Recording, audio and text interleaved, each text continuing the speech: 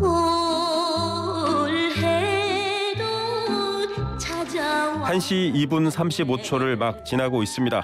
자, 갈호 이우영 아나운서 어서 오십시오. 안녕하십니까, 이우영입니다. 영문도 모른 네. 채. 네. 앞서 사실 공익 광고가 네. 59분 때 나가는데 갈비 이런 표현 있잖아요. 갈수록 비호감 줄임말인데 갈수록 호감 가는 네. 이우영 아나운서 이런 표현이었습니다. 네, 이렇게 당황하게 만들어 주셔서 정말 당황스럽네요. 네, 네. 저는 갈비가 되고 싶습니다. 네. 갈수록 비호감 말고요. 살을 좀 빼야 되겠다 이런 생각입니다. 자, 불필요한 것들은 쏙 빼고 필요한 것들만 골라온 4가지 뉴스. 첫 번째 소식은 정말 걱정스러운 소식입니다. 북한의 도발 계속 이어지는 가운데 어제는 무인기 5대가 우리 영공을 휘젓고 다녔습니다. 맞습니다. 어제 오전 10시 25분쯤에 경기 김포 전방 군사분계선 MDL 이북에서 미상 항적 여러 개가 포착이 됐습니다. 이들 항적이 북한 무인기 5대로 식별이 되자 군은 곧바로 경고 사격 그리고 경고 방송에 나섰는데요.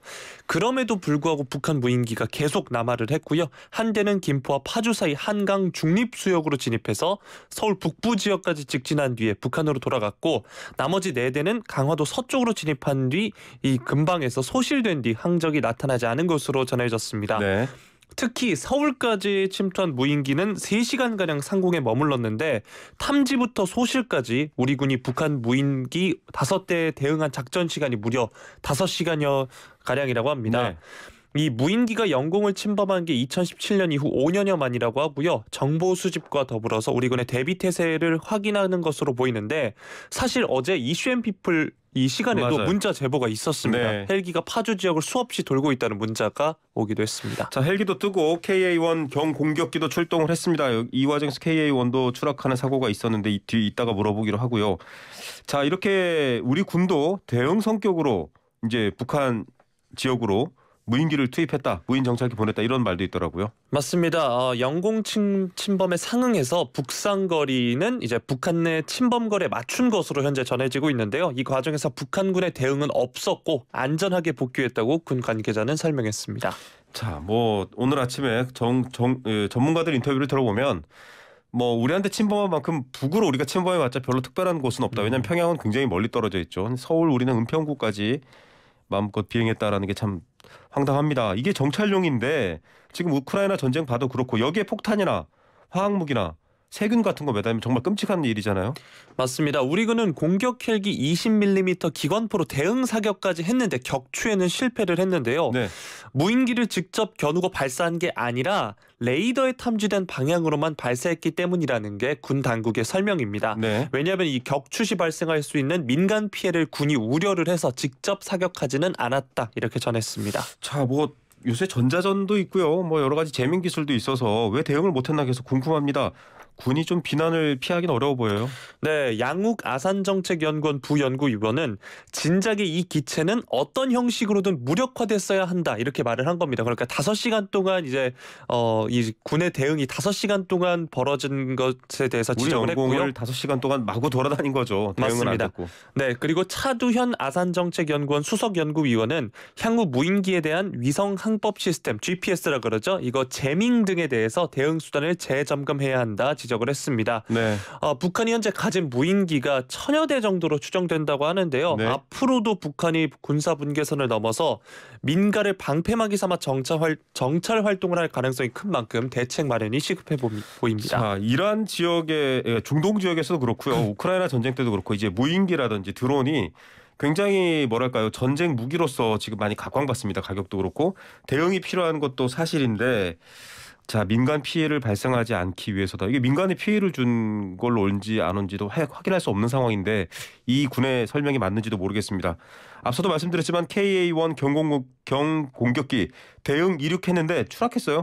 네, 공군 8비행단 소속 KA-1 경공격기가 이륙을 곧바로 했는데 이륙 직후에 추락을 했습니다. 추락 항공기에는 조종사 2명이 타고 있었고요. 2명 모두 다행히 낙하산을 타고 무사히 네. 탈출을 했습니다. 탈출 조종사들은 현재 인근에 있는 세브란스 병원으로 이송됐으면서 의식이 또 명료한 것으로 알려졌고요.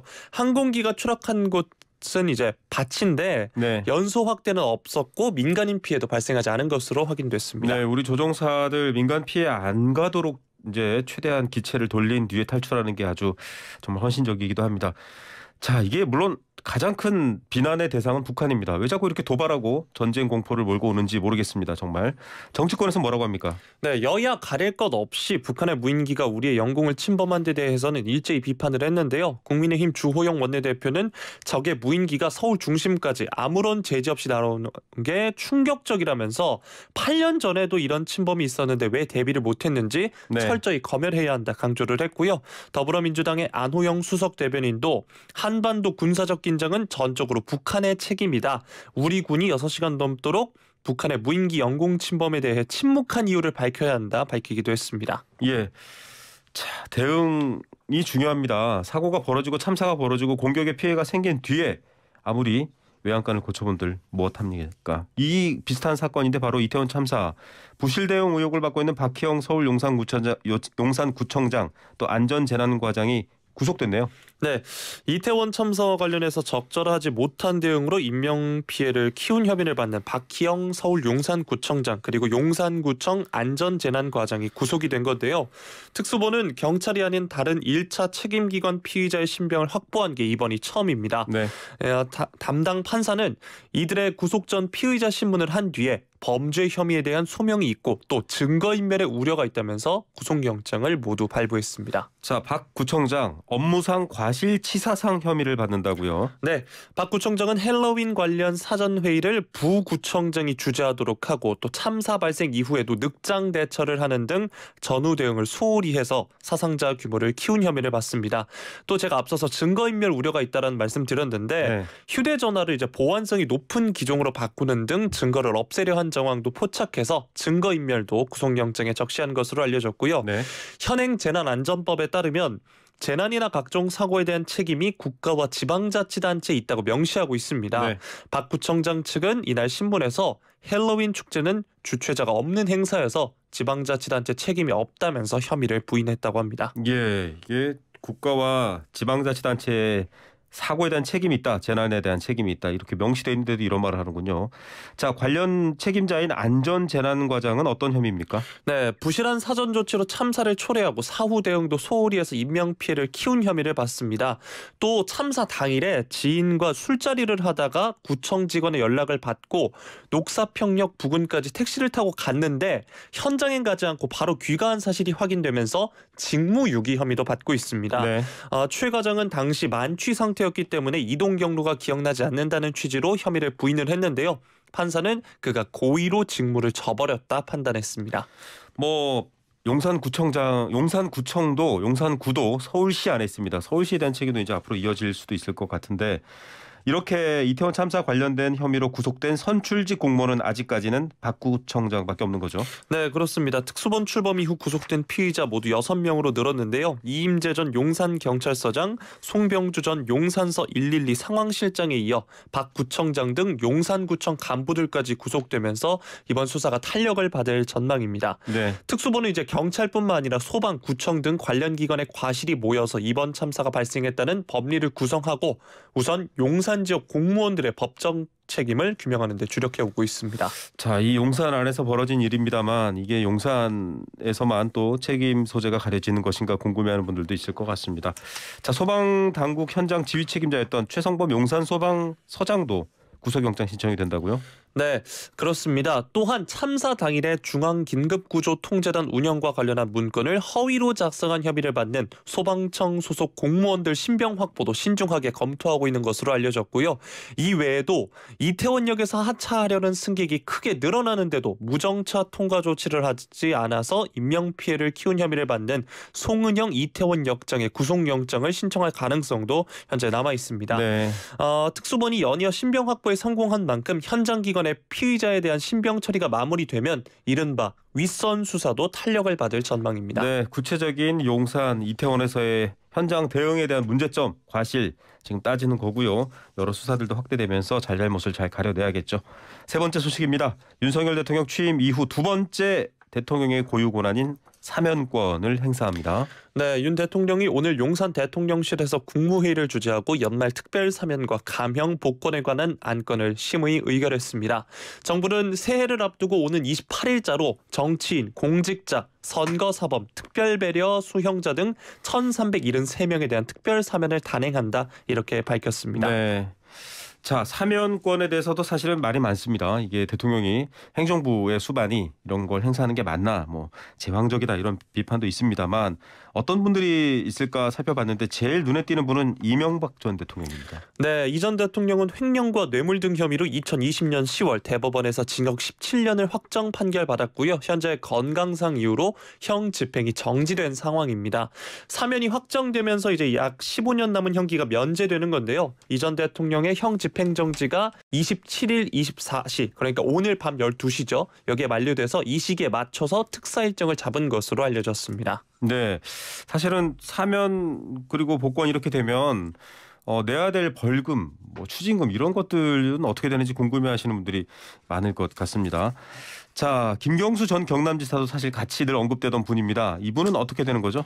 네, 김경수 전 경남지사는 복권 없이 잔형 집행만 면제가 되는 건데요. 네. 드루킹 댓글 조작 사건으로 지난해 7월 대법원에서 징역 2년형이 확정돼서 복역 중이고 내년 5월에 형기 만료를 앞두고 있습니다. 김 전 지사는 자녀 형만 면제되는 경우라서 2028년 5월까지 피선거권이 제한됩니다. 자, 복권 없으면 사면도 필요 없다, 안 나가겠다라고 했는데 그건 이제 법무부에서 결정하면 이렇게 처리가 되는 것 같습니다.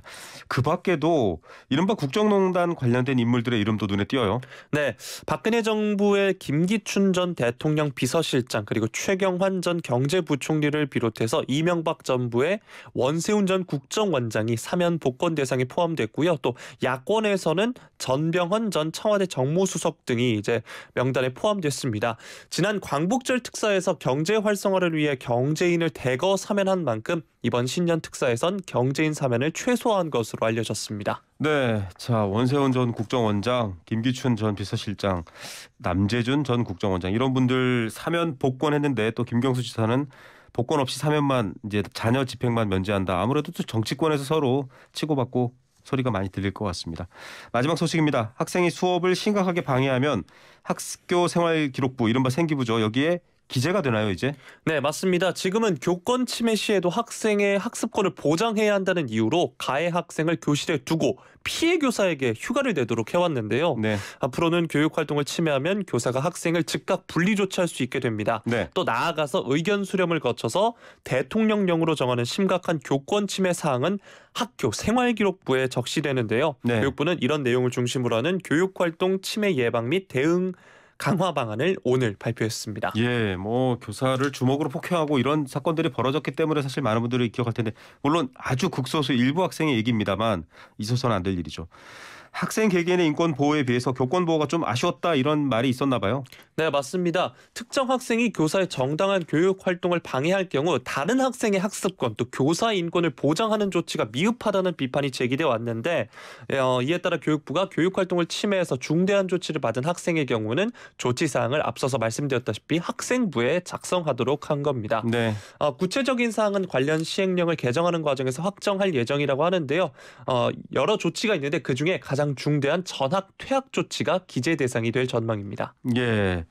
자, 다만 교권 침해 관련해서 조치의 절반가량인 출석 정지 등을 포함할지에 대해서는 좀 의견이 필요하네요. 맞습니다. 고영종 교육부 학교혁신정책관은 학부모 모니터단 조사 결과 사안의 경중을 고려하거나 두 번째 조치부터 기재하는 등 기재에 찬성하는 의견이 91%였고 반대는 6%였다면서 전학이나 퇴학까지는 들어가야 한다는 의견이 많았는데 출석 정지나 학급 교체의 경우에는 의견이 나뉜다 이렇게 전했습니다. 예. 자, 우려가 좀 있을 것 같아요. 왜냐하면 이런 게 기록에 남으면 한때 실수일 수도 있지만 평생 가잖아요. 맞습니다. 이른바 낙인 효과를 우려하는 게 사실인데요. 모든 학생의 학습권을 보호하고 교사가 수업 혁신을 이끌도록 돕기 위해 이같이 결정했다. 교육부는 이렇게 설명을 했습니다. 예. 앞서서도 말씀드렸지만 지금까지는 교사가 이제 휴가를 내서 학생을 피하는 경우가 많았는데 네. 이제 다른 학생의 학습권을 보장하기 위해서라도 가해 학생을 분리하겠다는 거고요. 또 출석 정지 이상의 조치를 받은 학생은 학부모와 함께 특별 교육을 받도록 하고요. 이행하지 않을 경우에 또 추가 징계도 가능하게 할 방침입니다. 피해를 받은 교원에 대한 지원도 있죠. 네, 비용 보상과 법률 지원도 확대한다고 합니다. 소송 증가에 대비해서 교사에 대한 피해 비용 보상과 법률 지원도 확대를 하고요. 또 교육활동 침해 예방과 피해 교원 치유 기능을 확대하면서 민간 협의체를 구성해서 교육활동 보호 필요성에 대한 인식 개선에 나선다 이렇게 밝혔습니다. 네, 아무래도 이 모든 것도 교육의 일환으로서 또 여겨져야 될 것 같은 생각이 듭니다. 자, YTN 라디오 유튜브 구독자 곧 40만 명인데 아직 3,000분 모자랍니다. 열심히 들어오셔서 구독 버튼 눌러주시기 바랍니다. 이우영 아나운서 목소리를 자주 들을 수 있습니다. 네, 오늘 뉴스 감사합니다. 네. 이우영 아나운서였습니다.